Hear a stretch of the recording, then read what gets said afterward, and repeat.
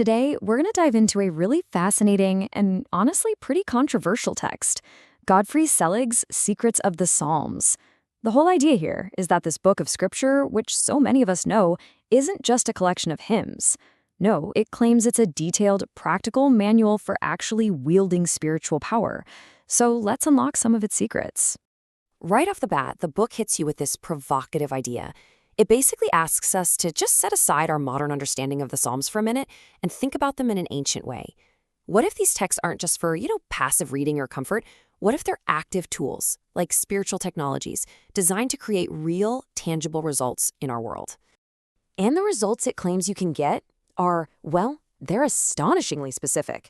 We're not talking about some general spiritual comfort here. The book lays out instructions for everything from winning a court case and healing serious diseases to, get this, identifying thieves and even protecting yourself from a vicious dog.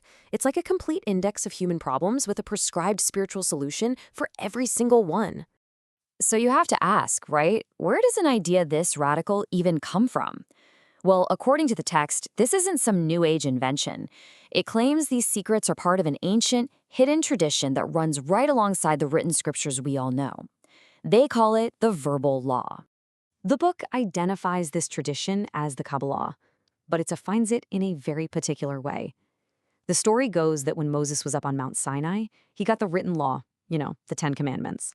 But according to this tradition, he also received a verbal law. This was a whole set of secret instructions, explanations of deep mysteries, and the holy names of God and angels, all intended to be used for the benefit of humanity. And the book claims this secret knowledge has an unbroken lineage. The foreword lays out this whole chain of transmission, passed down literally from mouth to mouth. It starts with Moses and his successor Joshua, then goes to the elders, then the judges, and on, secretly carried through the generations all the way to the present day. This is where it gets its supposed authority. Okay, but here's the catch. Accessing this power isn't as simple as just grabbing the book and reading a psalm out loud. Oh no. The text is very, very clear that this knowledge comes with a heavy price, a really strict moral and spiritual discipline. This is not a book of easy spells. It's a path that demands serious commitment. So the book lays out these 4 foundational rules. First, you can only use these secrets in extreme necessity, like when all other options have totally failed.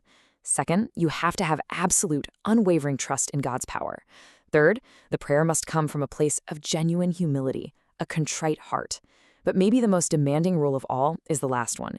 You must strive to live a life free from willful sin. And this quote from the text just drives that final point home. It couldn't be more blunt. For it is well known that the prayer of the ungodly is not acceptable to God.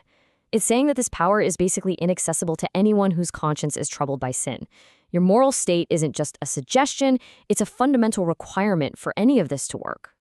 And on top of that, your intent is absolutely critical.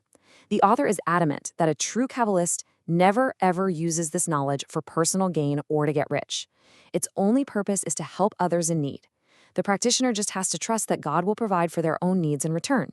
It's a whole system based on service, not selfishness.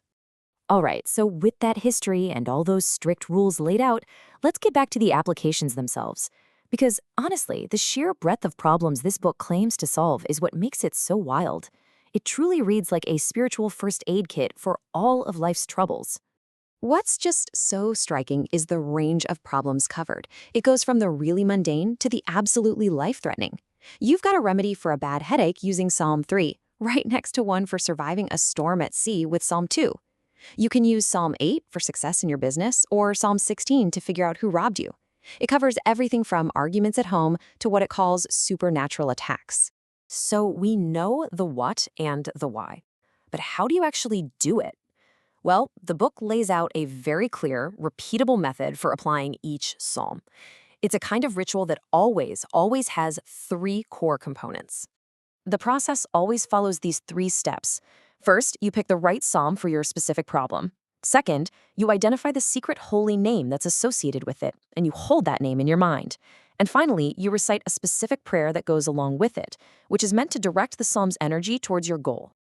Now, this idea of the holy name is probably the most mystical part of this whole system. These aren't just random names. They're said to be sacred names of God or his angels, and they're literally encoded into the scripture. The very letters that form the name are taken from specific words inside the psalm itself. And according to this tradition, knowing and focusing on this name is the real key, the thing that unlocks the psalm's built-in power. And there is one rule about these names that is absolutely critical. The text is totally emphatic about this. The holy names must never be spoken out loud. You hold them in your mind, you can write them down, but you never, ever say them. To do so would apparently profane the name and make the whole thing useless, or maybe even dangerous. Okay, so to make all this a little more concrete, let's just walk through one full example straight from the book. We'll use the very first one, using Psalm 1 to ensure a safe pregnancy and prevent a premature delivery. So the purpose here is to protect a pregnancy. The holy name is El Chad. The method involves writing the verses and that name onto a piece of parchment made from deerskin. And finally, that parchment is placed in a small bag and worn by the woman. So you see, it's a complete ritual. It combines the prayer, the holy name, and a physical talisman all together. So, after all that, what do we take away from this? If you look beyond all the specific rituals and claims, Secrets of the Psalms is really presenting a profound and very different worldview about what faith is and what its role is in our lives. It presents this fundamental contrast in how you can look at faith. A lot of people see faith as a passive belief system, right? But this text describes active faith, a literal force that can be precisely focused through sacred words and living a good life to create real, measurable change in the physical world. And there's this powerful quote right from the book's opening that just perfectly sums up that entire idea. It reframes prayer not as just asking for help, but as a potent act of creation. It's the very highest energy of what the human mind is capable. I mean, that's an incredibly empowering, if also very demanding perspective.